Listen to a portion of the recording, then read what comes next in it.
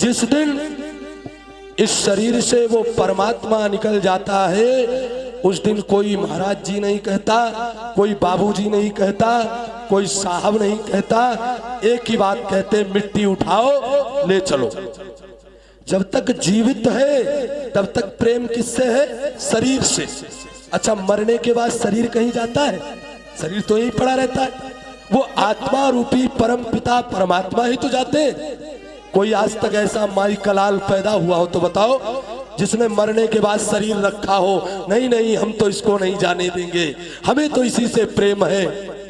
तब तो महाराज जो पति पत्नी जीवन पर्यंत कभी एक दूसरे को नहीं छोड़ते, हर वक्त एक साथ रहते थे। पत्नी चली जाए तो पति, और पति चला जाए तो पत्नी यही कहते, महाराज जल्दी ले चलो, घर में लोग परेशान हो रहे हैं, कहीं ऐसा न हो ज्यादा देर हो जाए तो भूत बन के घर में ही रह जाए।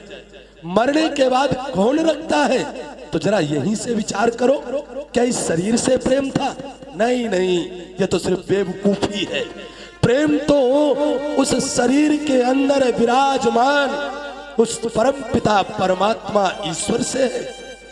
जब तक उसकी कृपा है तभी तक लोग इस शरीर से प्यार करते हैं, और जैसे ही वो निकलता है तो इस शरीर को भी बर्फ की जरूरत पड़ती है, नहीं तो 24 घंटे में दुर्गंध आने लग जाएगी, सड़ने लग जाएगा।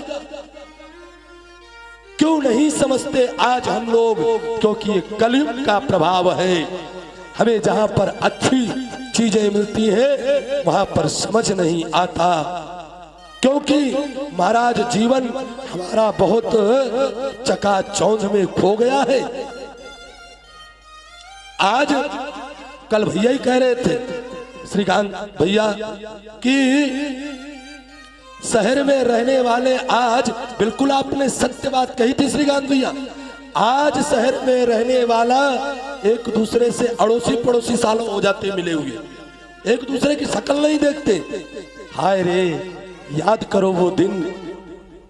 आज से बहुत ज्यादा नहीं, ये 20 वर्षों में ज्यादा इस संस्कृति का विनाश हुआ है।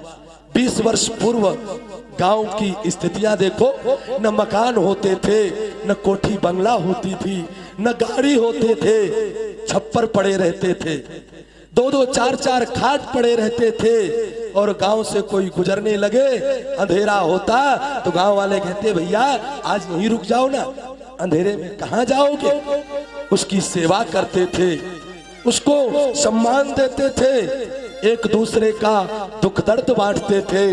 पता लग जाता आज पड़ोसी के घर में रोटी नहीं बनी, कोई न कोई लेकर आ जाता था, भूखे मत रहो भैया, खा लो। अरे आज नहीं है कल परमात्मा कृपा करेंगे। आज महाराज पड़ोसी भूखा नहीं, भूखे मर जाए कोई मतलब नहीं रखते व्यक्ति। क्यों? क्योंकि यही है कलयुग का प्रभाव, ये कलिकाल है। इसलिए इन चीजों से हमें ही बचना है, हमें ही भगवान के चरण कमलों के माध्यम से बचना होगा। मैं ये नहीं कहता कि हर चीज खराब है, नौकरी भी जरूरी है, अर्थ भी जरूरी है, मोबाइल बहुत काम की चीज है।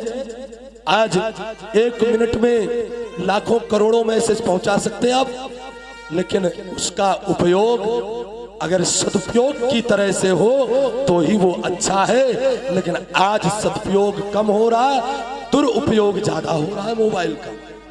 जितना दुरुपयोग हो रहा है समाज में वो आपको सामने दिखाई दे रहा है।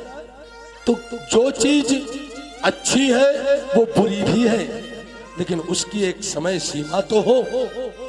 और जब से ये मोबाइल आया है तब से आदमी 90% झूठा हो गया है, और ज्यादा 90% से और ज्यादा है। मथुरा में फोन करो भैया कहाँ, बस आ गए, 2 मिनट में आ गए गुरुदेव, बस ये 5 मिनट में आ गए।